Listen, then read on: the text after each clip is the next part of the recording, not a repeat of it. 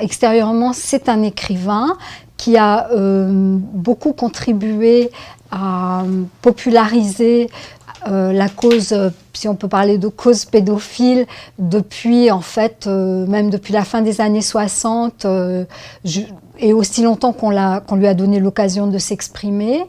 Mais il n'était pas le seul en fait, il faisait partie de tout un groupe de gens, voire même d'un réseau, puisque lui-même utilise ce terme. Et c'est un peu facile de tout ramener à lui. D'en faire une espèce de monstre. D'en faire un monstre, comme Jean-Paul Rouve s'est employé à le répéter en faisant la promotion du film, tout en faisant l'impasse sur ses amis, parce que Matzneff ne faisait jamais rien seul. Quand il faisait des voyages dans les pays chauds, méditerranéens et plus tard en Extrême-Orient pour trouver des enfants pas chers, il était toujours accompagné, il n'allait jamais seul. Il a toujours été, sur le plan professionnel, il a toujours été accompagné par des éditeurs et des journalistes qui ne voyaient absolument aucun problème à répéter à le publier et à répéter son message. Et il était également relayé ou soutenu par des gens très riches comme Pierre Berger et Yves Saint-Laurent, par des patrons de presse évidemment, parce qu'en parallèle à son activité d'écrivain de livres, il a toujours eu une activité de chroniqueur dans la presse et il a toujours été... disons que ses entrées dans la presse ont été facilitées par son amitié avec Bernard-Henri Lévy. C'était quelqu'un d'extrêmement inséré dans l'intelligentsia de son temps. Je peux dire quelque chose qui me vient à l'esprit? Oui. Ce que j'ai trouvé, une des choses qui m'ont beaucoup déçue dans ce film, c'est l'interprétation de Matzneff qu'en donne Jean-Paul Rouve, parce qu'il ne rend absolument pas justice au personnage. C'est-à-dire qu'il joue un Matzneff tellement...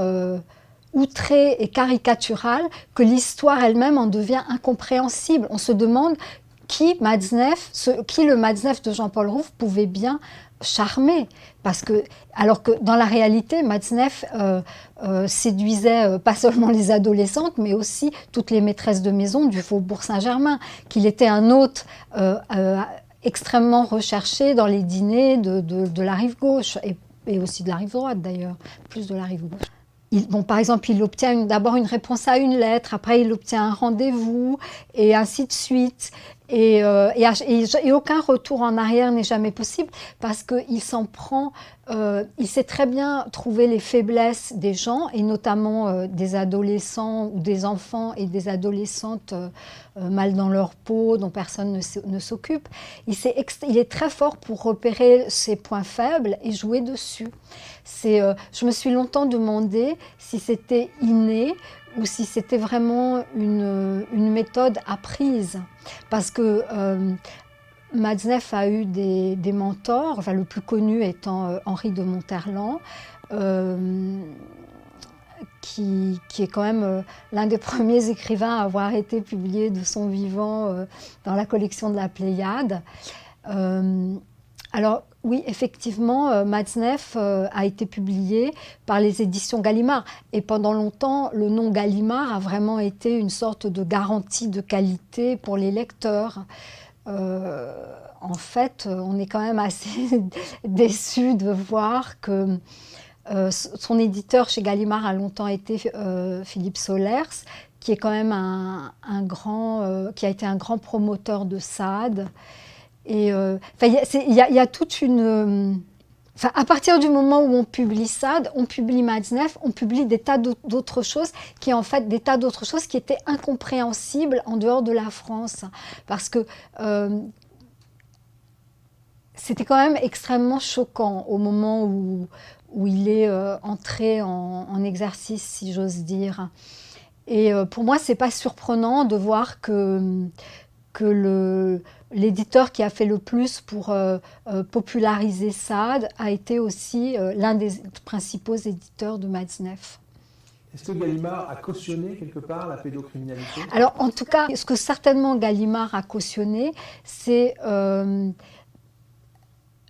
le harcèlement absolument insupportable que Matzneff a fait subir à ses petites amies en général et à moi un peu plus qu'aux autres, en nous mettant en avant, sans jamais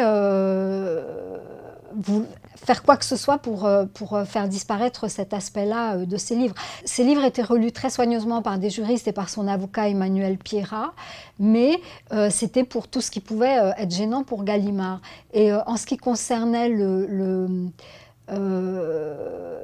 les descriptions insultantes que Matzneff pouvait donner de telle ou telle personne, là, telle ou telle personne incapable de se défendre, hein, parce qu'il y avait cet aspect-là était très important, là, Gallimard laissait tout passer.